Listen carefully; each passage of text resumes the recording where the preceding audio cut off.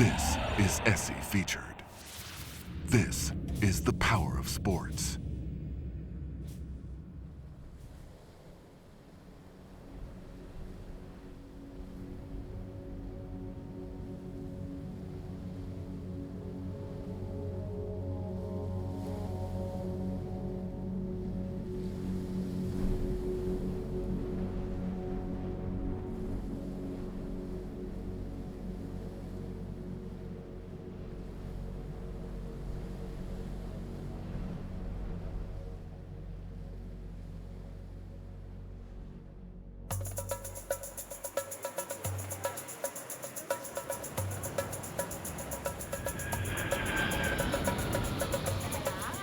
One by one, they approach Marc Gasol, the 33-year-old NBA All-Star from Barcelona, Spain.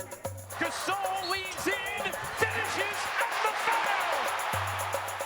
Gasol and his older brother Pau are basketball royalty in this country. They've competed together as Olympians and against each other as NBA All-Stars. A little smile between the Gasol brothers. Pau wins the tip. But tonight, Marc Gasol, father of 2 young children, will fly to Malta to begin a mission so daunting he didn't disclose its details to the Memphis Grizzlies, a team that pays him $24.1 million a year. I probably won't be the same guy after the mission, and I'm aware of that, and I'm okay with that. If you want to be able to tell a story to other people and to bring more awareness to the issue, you have to go through it. The issue is here, the central Mediterranean Sea. Gasol has volunteered to go to the deadliest human migration route in the world, where hundreds of thousands of immigrants, primarily from Africa and the Middle East, have attempted the often suicidal journey that begins in Libya and stretches across the Mediterranean to the shores of Europe. More than 700 people are now feared dead after a series of boat sinkings. Migrants trying to reach Europe were thrown into the water when their boat capsized off the coast of Italy. The biggest refugee disaster ever recorded in the Mediterranean. It's poverty and war in the Middle East and Africa that have driven more and more migrants to take that deadly journey. This is an unprecedented crisis. This year alone, there are some 59,000 people that fled across the Mediterranean on boats to seek some sort of safety. Over 1,500 have died in that process. The waters between Italy and Libya's coastal departure points have become a corridor of death, with 600 drownings in June alone.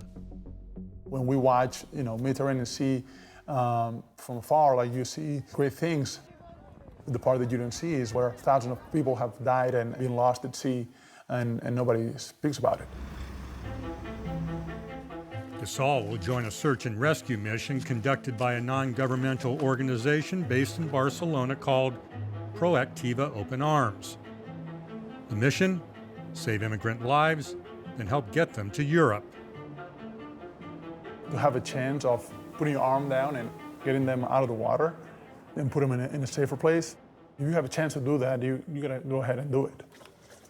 I'm nervous, I'm anxious, because the not knowing, but they try to prepare you for the worst.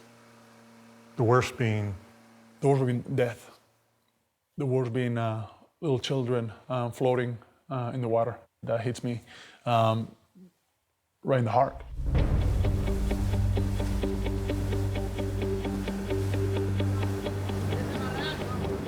Gasol is assigned to one of the 2 rescue ships. In this case, a 48-year-old retrofitted yacht named Astral. It wasn't built with a 7'1" center in mind. But Gasol didn't come here for comfort. He came here to contribute. In recent months, the rescue missions have grown more dangerous and complicated because of powerful political forces. This man, Matteo Salvini, Italy's deputy prime minister, has taken a hardline stance on immigration and closed Italy's borders. E in tema di immigrazione, sicurezza e lotta al terrorismo, finalmente si decida a proteggere le frontiere esterne. The Italian government has been working to train and to equip the Libyan Coast Guard.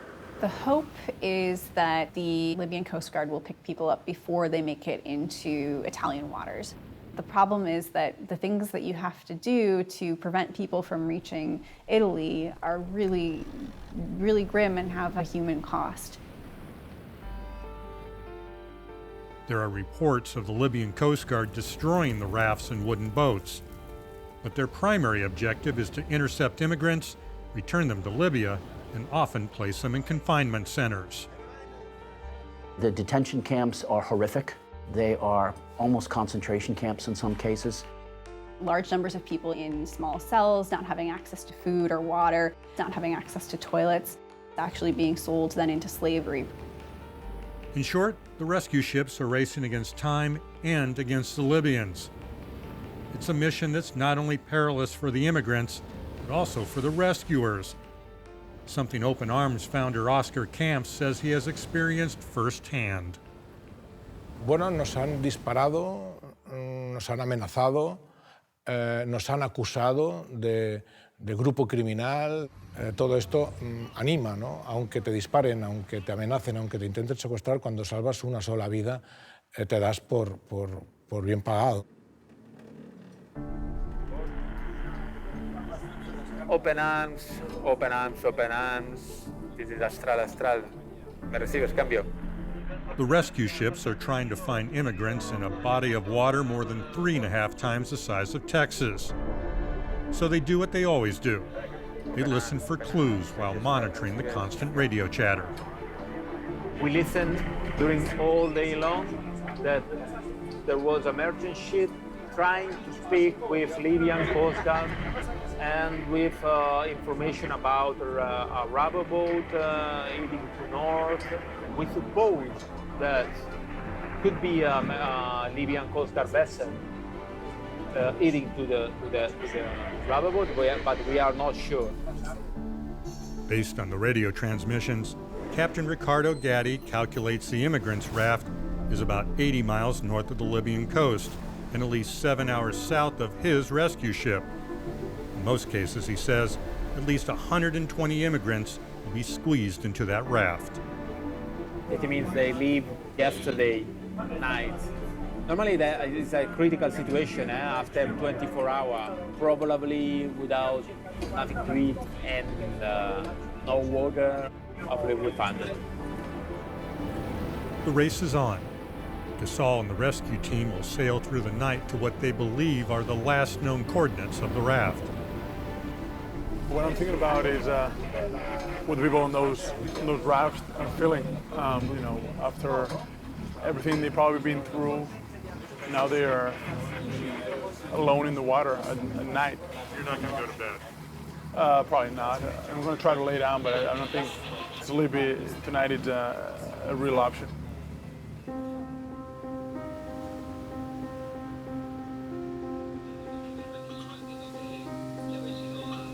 By morning, the rescue ships have arrived at the last known position of the raft, but there is no sign of the immigrants. They begin a zigzag search pattern. And then, Adelante, adelante.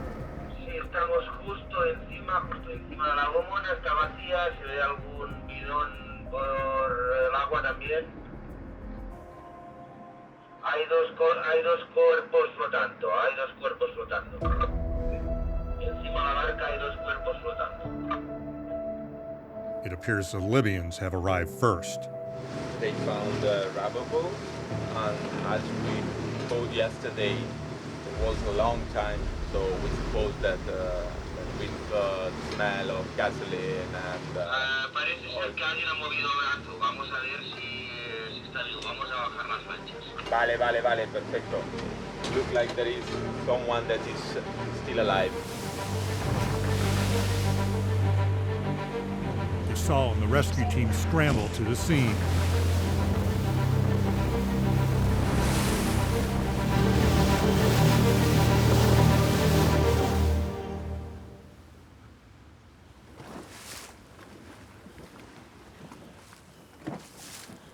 Amongst the mangled remains of the raft, there is death.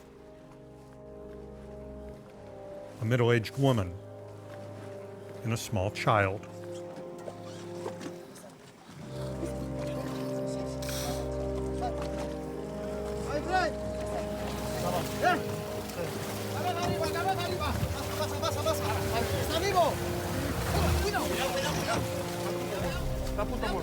But incredibly, there is also life. Barely.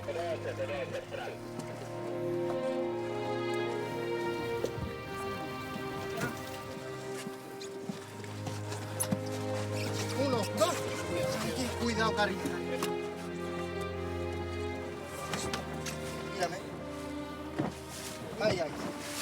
Cógela esta. Ahí es. ¿Sí?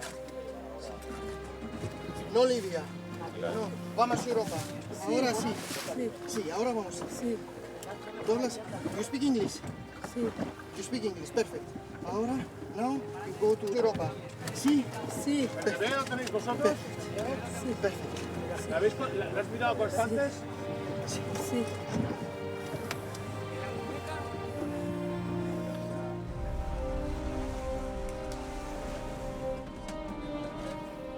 You try to help as much as possible to accomplish the goal. At that moment was obviously to save the person who was alive. And she was hanging on for her life. She didn't have anything left. You feel rage, anger. The reality is that they were left to die. You save that woman, makes everything worth it.